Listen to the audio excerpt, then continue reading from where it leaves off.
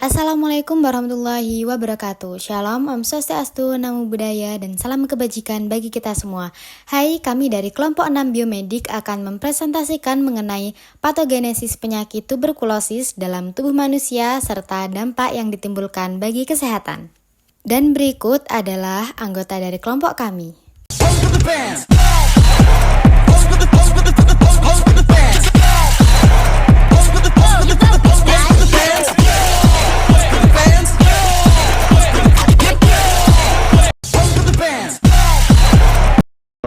Berikut adalah presentasi kami. Untuk poin yang pertama, yaitu deskripsikan secara detail cara Anda menentukan kata kunci dari pertanyaan yang sudah ditentukan. Adapun pertanyaan yang telah kami tentukan, yaitu bagaimana patogenesis penyakit tuberkulosis dalam tubuh manusia serta dampak yang ditimbulkan. Nah, setelah mengetahui pertanyaan yang ada, kami memilah kata kunci dengan kata-kata yang spesifik digunakan dan juga menghindari kata-kata yang umum digunakan seperti kata keterangan dan juga kata sambung.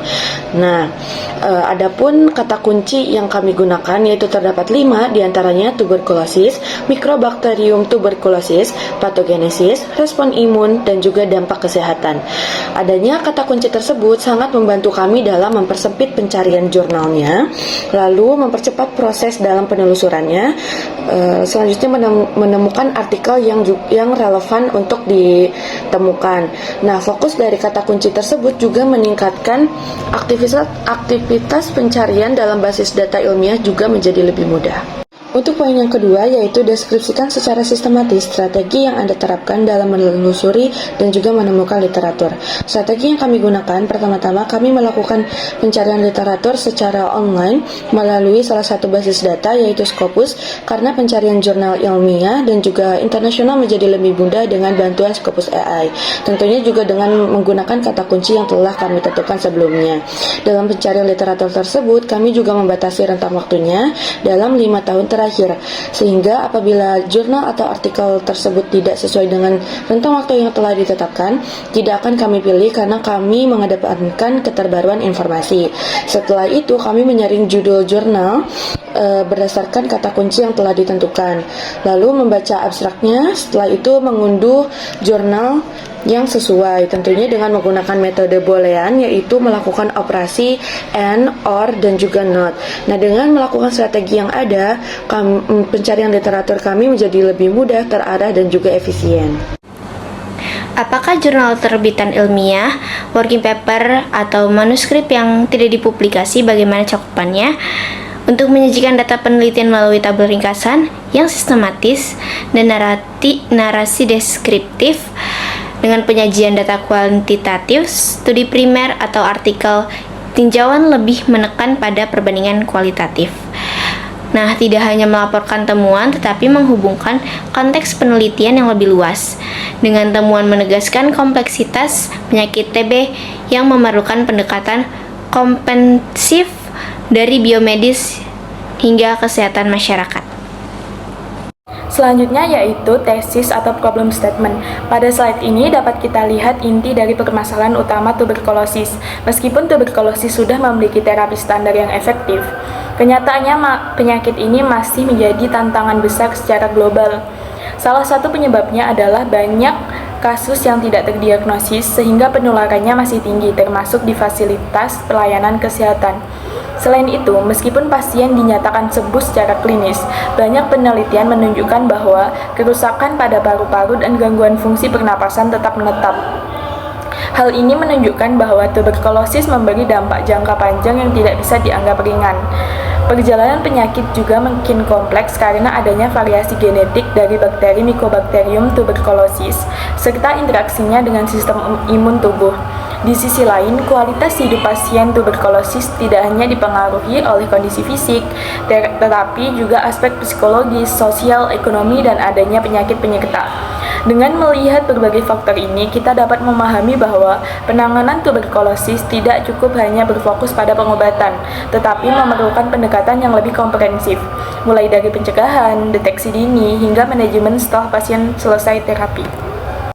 Oke, baik, berikutnya ada konsep kunci dan keterkaitannya. Nah, berdasarkan analisis literatur yang telah dikaji, diperoleh beberapa konsep kunci yang saling berkaitan untuk memahami tuberkulosis. Nah, konsep-konsep kunci tersebut yang pertama ada patogenesis, yang kedua ada dampak kesehatan. Untuk yang pertama, patogenesis TBC itu dimulai dari bakteri Mycobacterium tuberculosis yang terhirup dan main-main dengan sistem imun kita. Bukannya mati, bakteri ini malah membuat sel paru kita rusak dan mati, lalu membentuk granuloma dan lubang atau kavitas yang justru membantu bakteri tersebut menyebar. Yang kedua ada dampak kesehatan. Ini dibagi menjadi dua, yakni dampak lokal dan dampak sistemik. Untuk dampak lokalnya ini berdampak di paru-paru, yakni kerusakan yang membuat paru-paru berlubang dan berbekas. Nah, akibatnya fungsi paru turun drastis. Itu bisa dibuktikan dengan tes spirometri dan akibatnya pasien ini jadi gampang sesak meskipun hanya jalan sebentar.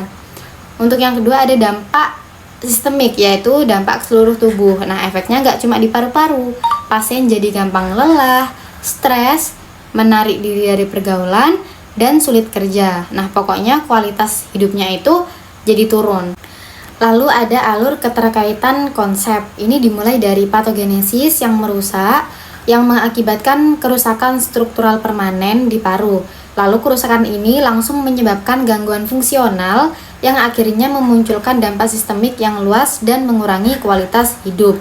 Nah, itulah penjelasan mengapa banyak pasien tuberkulosis itu sudah dinyatakan sembuh secara mikrobiologis, artinya bakteri dalam tubuhnya sudah hilang, tapi masih mengeluhkan sesak napas, lemas, dan tidak bisa kembali beraktivitas seperti sedia kala. Jadi bekas luka di paru-parunya ini telah menyebabkan disabilitas yang menetap. Baik, selanjutnya yaitu poin F, latar belakang atau rasionalisasi yang umumnya disampaikan oleh penulis-penulis artikel yang kami kumpulkan, serta benang merah dari informasi-informasi yang ditemukan di bagian introduction atau latar belakang pada artikel-artikel yang sudah dibaca, dan ceritakan juga konteks atau setting tempat studi yang dilakukan. Tuberkulosis sendiri masih menjadi salah satu masalah kesehatan global terbesar, terutama di negara-negara berkembang. Dari artikel-artikel yang kami temukan, penulis umumnya menekankan perlunya memahami patogenesis tuberkulosis secara lebih mendalam, karena interaksi antara Mycobacterium tuberculosis dan sistem imun inang sangat menentukan perjalanan penyakit.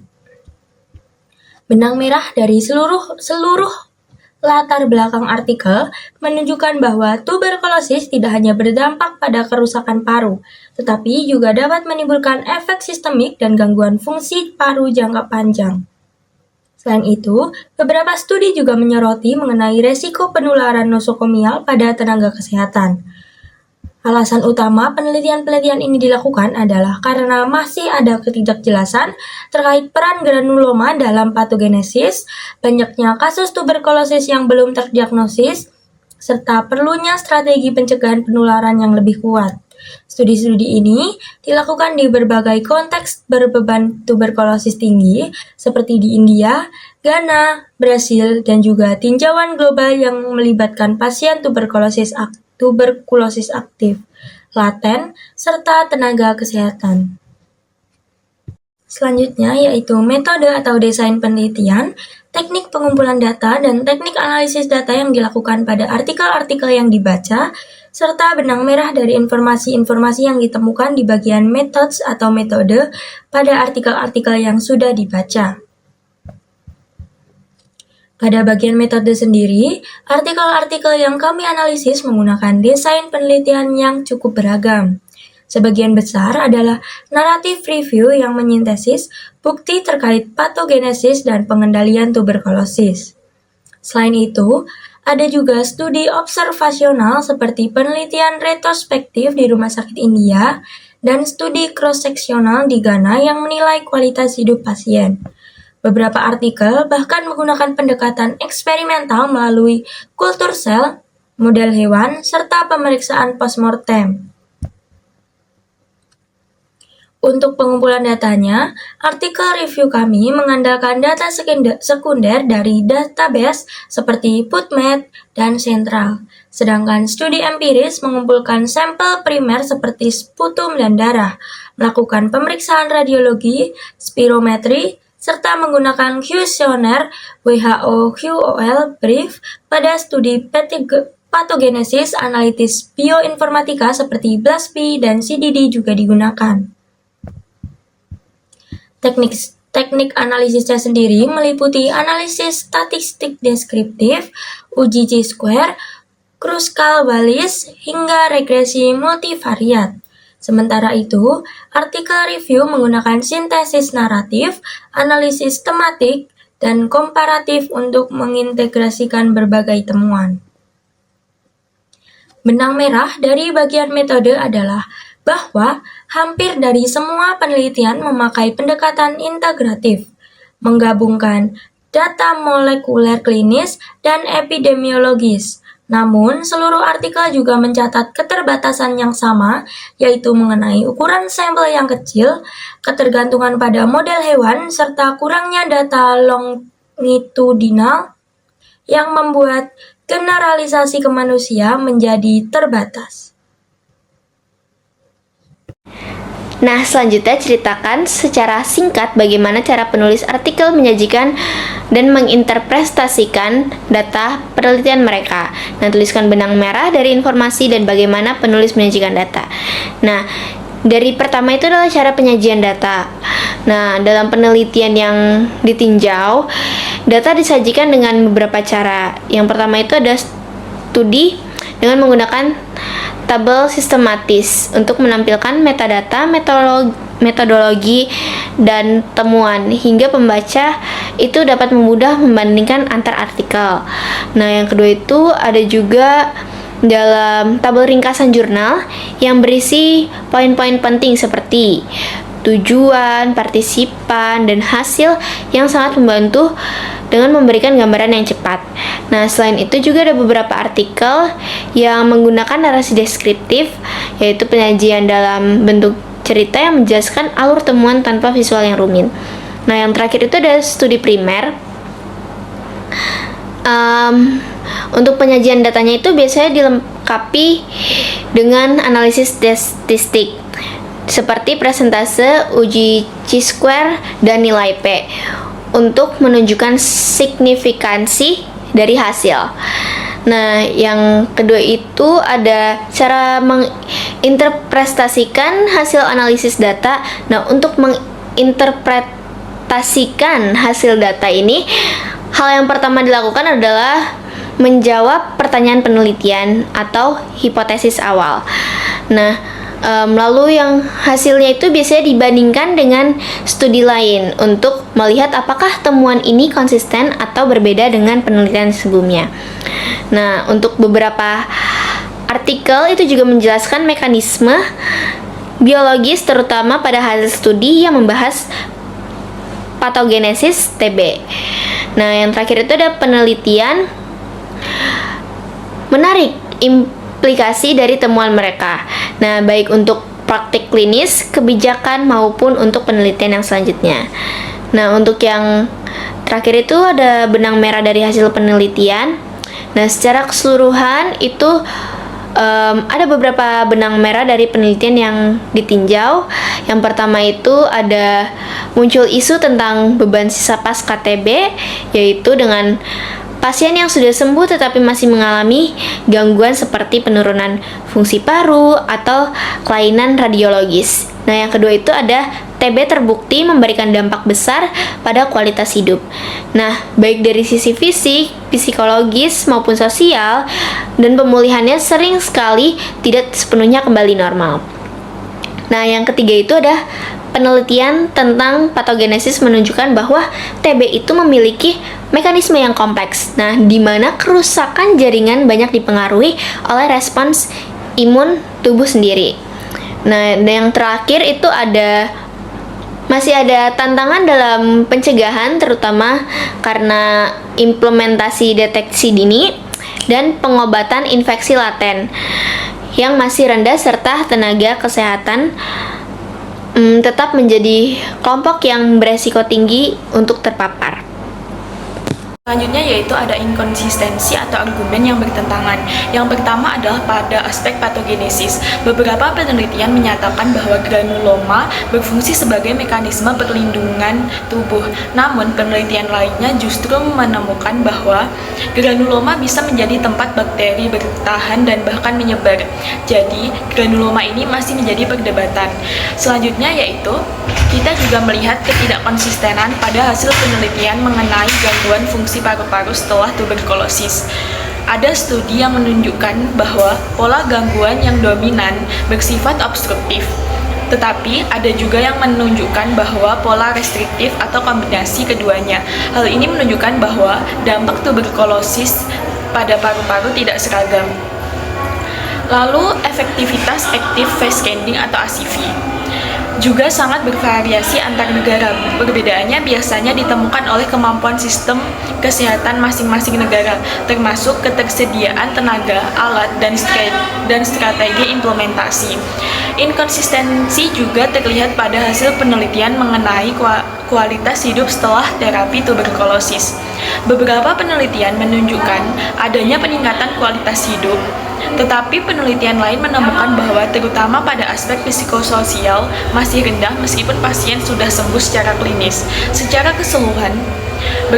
keseluruhan, berbagai perbedaan hasil ini sebagian besar dipengaruhi oleh perbedaan metodologi, desain penelitian, serta karakteristik populasi yang diteliti. Selanjutnya ada J, yaitu apa saja yang perlu diuji lebih lanjut karena bukti yang kurang, tidak meyakinkan, kontradiktif atau terbatas dari literatur yang Anda baca. Yang pertama itu ada keterkaitan, tingkat keparahan kelainan radiologis dengan fungsi paru pasca TB masih menunjukkan variasi hasil antar studi sehingga hubungan tersebut belum dapat disimpulkan secara konsisten. Nah, hal ini itu karena setiap studi menggunakan metode radiologi dan spirometri yang berbeda sehingga hasilnya tidak selalu sejalan. Ada yang menemukan pola obstruktif, ada juga yang restriktif. Artinya kita belum bisa memastikan bagaimana kerusakan paru terlihat di foto rongsen benar-benar memengaruhi sistem fungsi pernapasan. Yang selanjutnya ada efektivitas active case finding atau ACF berbeda antar negara sehingga bukti mengenai dampaknya terhadap penurunan transmisi TB dalam jangka panjang belum konklusif.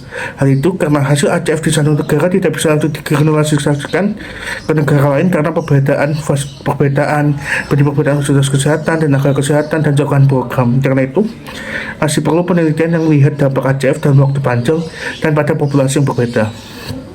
Selanjutnya ada pemahaman mengenai patogenesis TB termasuk peran granuloma, antibodi, serta keragaman genetik patogen dan inang masih belum komprehensif sehingga membutuhkan kajian lebih mendalam. Jadi mekanisme penyakit TB itu masih kompleks.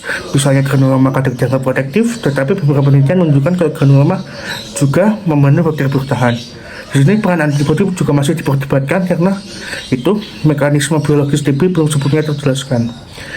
Yang selanjutnya ada mekanisme kematian sel akibat infeksi MDB masih menunjukkan temuan yang tidak konsisten terutama antara penelitian in vitro dan in vivo. Jadi penelitian itu menunjukkan jalur kematian sel seperti apoptosis, autophagy, bioptosis hingga ferroptosis terlibat dalam infeksi TB, tetapi hasil antar penelitian tidak konsisten. Model hewan kadang berbeda hasilnya dibanding sel manusia. Jadi mekanismenya pastinya belum bisa dipastikan. Yang kelima, ada kualitas hidup atau HQL pasien TB menunjukkan heterogenitas yang tinggi antar studi, sementara data longitudinal yang mampu menggambarkan perubahan jangka panjang masih terbatas. Jadi penilaian kualitas hidup menunjukkan hasil yang berbeda antara satu negara dan negara lain. Di sini tuh banyak faktor yang mempengaruhi seperti stigma, ekonomi, dan kondisi komorbid. Karena data jangka panjang masih sedikit, kita belum tahu bagaimana kualitas hidup pasien setelah bertahun-tahun sembuh dari TB itu sendiri. Yang terakhir ada ketersediaan data prevalensi TB jangka panjang masih minim, sehingga pemetaan tren penyakit secara menyeluruh belum dapat dilakukan secara optimal. Jadi, data prevalensi ini sering hanya mencakup beberapa tahun aja, sehingga tidak bisa menggambarkan pola dan perubahan TB dalam jangka panjang. Jadi penelitian berjangka panjang itu sangat dibutuhkan agar tren epidemiologis TB itu bisa dipetahkan dengan lebih akurat lagi.